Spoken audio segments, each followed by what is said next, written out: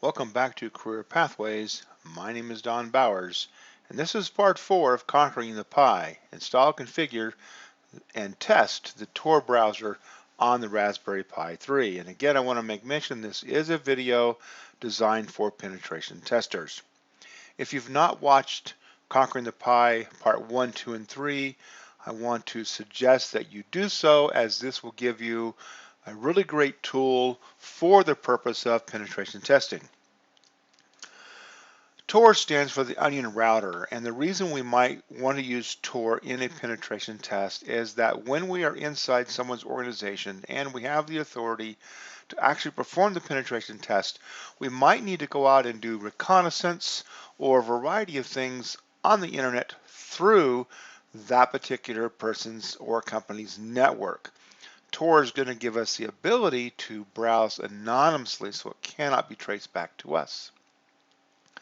We're going to install Tor.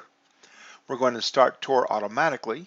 We'll configure Firefox or Iceweasel, it's kind of the same thing, and we'll test the Tor browsing and show you exactly what you get when you install Tor. So with that said, let's go ahead and get started installing Tor Anonymous Browser. So here we are back on our Raspberry Pi, and I'm going to go ahead and drop to my Quake terminal, and I'm going to simply type in apt get install Tor. Now, as I installed Tor, let me just make a couple of comments. When I installed Tor on my system before I did all the updates, it actually installed a program called Proxy Change, actually before this version. In this particular version, it does not, so you would have to install Proxy Chains separately. The reason you might want to use Proxy Chains is it allows you to manually configure a file called proxychange.conf, and it's going to be found in the /etc directory. And then if you use your browser without typing in proxy chains first, you simply would not be browsing anonymously. Well, I find that as a penetration tester, I probably always want to be browsing anonymously. So I will show you how to configure Tor to run with your browser so it always runs that way. Now, let me just show you real quickly. We've already installed it. Now, I want to go ahead and enable Tor to start automatically next time I boot. So I'm going to go ahead and do a system ctl enable Tor. And that's going to go out and create the link for Tor and run it automatically. You will get a warning. That's not a problem. Don't worry about it. Then I'm going to go ahead and just start Tor. And you can see what happens when Tor starts.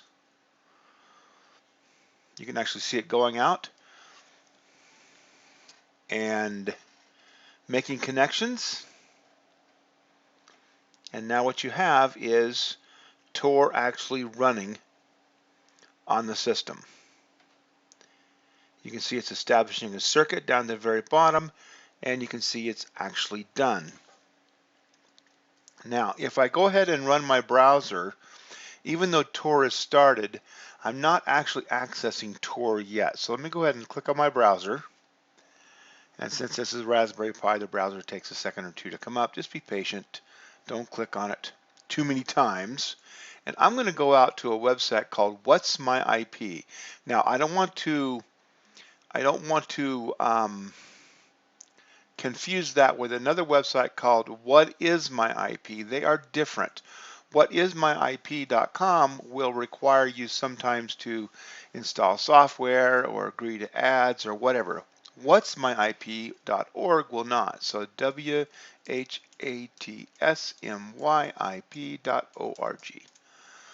And I'm going to go to that website because it's actually going to show me my IP address. Now, my IP address right now is 97.121.45.28. And that's all well and good.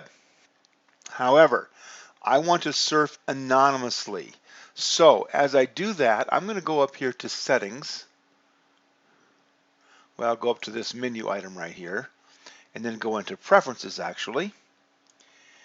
And underneath Preferences, I'm going to go to the Advanced button over here at the left-hand side. And I'm going to click on Network.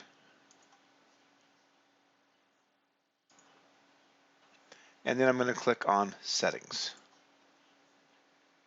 And this is going to bring me up my settings for my browsing on the network.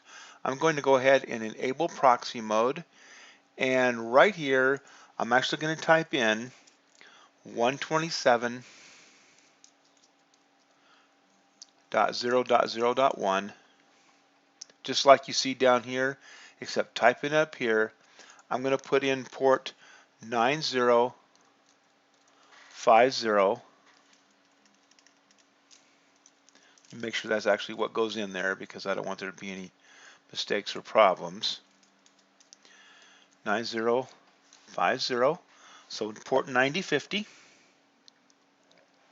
And then I want to make sure that by default SOX 5 is checked. And folks, that's all I have to do. I'm going to go ahead and tell it OK, and I'm going to leave this settings page. I'm going to go back to this, and I'm going to see if I can just press F5 and see if it will reload this page. Now you see I have a totally different IP address. That's not by luck, that is by design.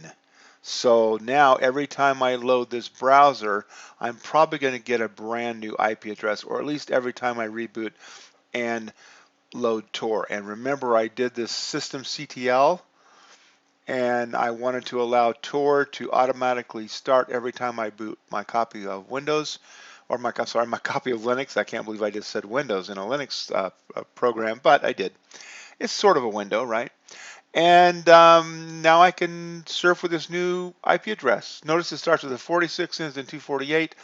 Probably, if I close the browser and I open it back up, I'll probably be at the same IP address. Since the circuit is already created, pressing F5 is probably not going to give me a new IP address, although it may, because the IP address can and will change periodically. So it will actually keep routing me through that Tor network. And I have no idea where this particular network is. And see if I can see any indication. I think there's a map on here somewhere. At least I used to see a map on here somewhere where it actually tell me. The last time I did this map, it actually showed me that I was somewhere in, I don't know, Dubai or someplace like that. Someplace clear across the world I was actually surfing from. And if they were to try to trace this back, that's exactly what they might find. Let's see what trace route gives me just for kicks and grins, right?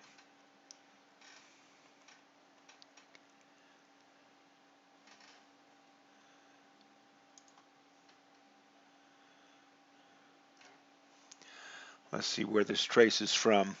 So you can kind of see where it's at. And this is, of course, I don't know what 206.64, I have no idea what those IP addresses are, but you see it's going all over the place.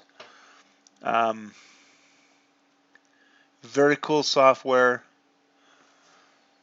Totally foreign places we're going here. And there's the IP address that I was actually routing from. Pretty cool stuff, right? Okay, well that's kind of how this works.